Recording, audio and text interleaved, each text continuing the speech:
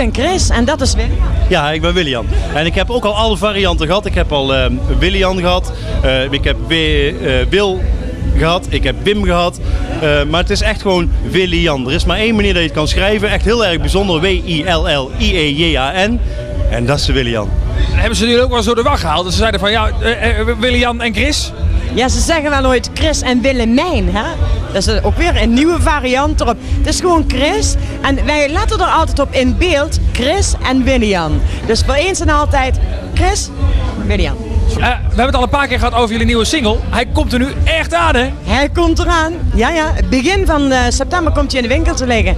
En daarna meteen een album. Nog een keer, hoe heet die? Ja, de naam van de album, dat weten we al. Is dat iets? Duizenden dromen. Nou, dat klinkt toch al mooi, hè? Duizenden dromen. Maar de platenmaatschappij en wij zijn niet in gevecht, zo moet ik dat niet zeggen. Maar het kan een heel rustig nummer worden, maar dat heb ik vorige keer ook verteld. Maar het kan ook juist een dansbaar nummer worden. En ja, hij is nou op vakantie, die man. En als je terug is van vakantie, dan komt hij met wat hij graag als single wil hebben, hè? Toch? Ja, dat is waar. Klopt. Jullie staan bekend dat jullie nog af en toe wel eens een liedje in een nieuw jasje brengen. Kunnen we dat misschien nog eens een keer weer wat van jullie verwachten? Nee, we gaan helemaal niets meer in een nieuw jasje steken. Alles wat we maken zijn gewoon helemaal compleet nieuwe jasjes. Dus gewoon in jullie eigen jasje, zeg maar. Ja, want tegenwoordig er zijn best veel covers en allemaal heel erg leuk. Maar wij willen eigenlijk toch gewoon iets voor onszelf hebben.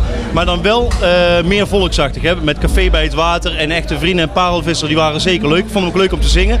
Alleen wij merken wel dat mensen van ons toch iets meer verwachten, iets liever tegen elkaar zijn. En een liedje daarvan was Zeg nog één keer, bijvoorbeeld Zeg nog één keer dat je van me houdt. Dat is een heel mooi liedje. En nu zitten er een paar nummers in en dan kunnen we weer echt heel erg lief naar elkaar gaan zitten kijken. Dat vindt Chris heel erg fijn. Nou, ik vind het natuurlijk ook heel erg leuk. En de mensen waarderen dat schijnbaar. Dus Chris en William going together. Ja, want dat is dan de volgende vraag van die kijkers. Chris en William is een stel op het podium, maar is het ook een stel in werkelijkheid? Ja, ook. Overal. Overal samen. Jullie kunnen niet meer zonder elkaar? Nee, geen dag, geen uur.